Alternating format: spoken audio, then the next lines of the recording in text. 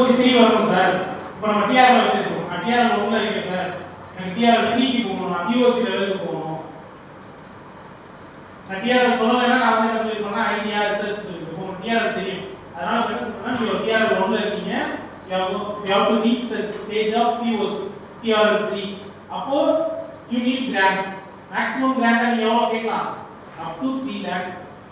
அதுக்கு நீங்க என்ன பண்ணணும்? EDA க்கு டைரக்டா அப்ளிகேஷன் எடுத்து போய் கொடுக்க முடியாது. You need a knowledge part. So அதுக்கு ஒவ்வொரு டிஸ்ட்ரிக்ட்லயே knowledge part இருக்காங்க.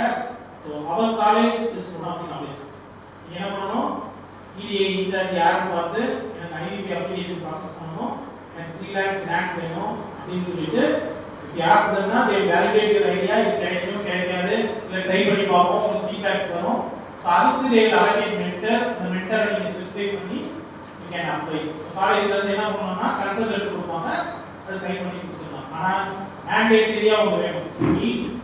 உதயம் ரெஜிஸ்ட்ரேஷன் கேள்விப்பட்டீங்கன்னா UDYAM உதயம் ரெஜிஸ்ட்ரேஷன் ஒன்று இருக்கு. எமர்ஜென்சியா உங்களை கன்சிடர் பண்ணணும்னா you need உதயம் ரெஜிஸ்ட்ரேஷன். ஸோ அது வந்து ஃப்ரீ ஆஃப் காஸ்ட். அது காசு வேணுமான காசு தான் வேணும். உங்களோட பேங்க் ஆதார் அட்ரஸ் இந்த டீடைல்ஸ்லாம் கேட்கும். ஸோ அந்த டீடைல்ஸ்லாம் ஃபில் பண்ணிட்டு வந்தீங்கன்னா என்ன செக்டார் NIC கோட் இதெல்லாம் ஃபில் பண்ணிட்டு வந்தீங்கன்னா will be generated. உடனே ஒரு half an hour maximum you can get a உதயம் certificate. ஓகேவா? ஸோ இது வந்து this IVP. அப்போ IVP னா ஸோ POC உங்க கையில் இருக்கு. இல்லை சார் என்கிட்ட POC இருக்கு. நான் என்ன ஒர்க் பண்ணி I have a prototype. I am at a stage of TRL level 3. இப்போ நான் மார்க்கெட்டுக்கு என்ட்ரி பண்ணணும். நான் மார்க்கெட் லான்ச் பண்ணணும் ப்ராடக்ட் அப்படின்னா you are going to ask for TRLP IVP. எவ்வளோ கிராண்ட் கொடுக்கலாம் மேக்ஸிமம் 7. So last year வரைக்கும் IVP தேவைப்படும் only 2 lakhs and IVP 5 lakhs. This year வந்து they have revised the grant amount to grant amount. நீங்க திரும்ப repay பண்ண அவசியம் கிடையாது. ஆனா என்னன்னா they will give you in installments. நீங்க அந்த வவுச்சர்ஸ் ரிப்ளேஸ்மென்ட் சர்டிபிகேட் நான் அனுப்புறோம். காலேஜ்ல இருந்து என்ன பண்ணுவாங்கன்னா அந்த இன்சார்ஜ் கோஆர்டினேட்டர்ஸ் என்ன பண்ணுவாங்கன்னா அவங்களோட பில்ஸ் எல்லாத்தையும் பார்த்துட்டு இவங்களுக்கு ஃபர்ஸ்ட் இன்ஸ்டால் அமௌண்ட்ல கொடுத்த அமௌண்ட் எல்லாத்தையும் ரிப்ளேஸ் பண்ணிட்டாங்க.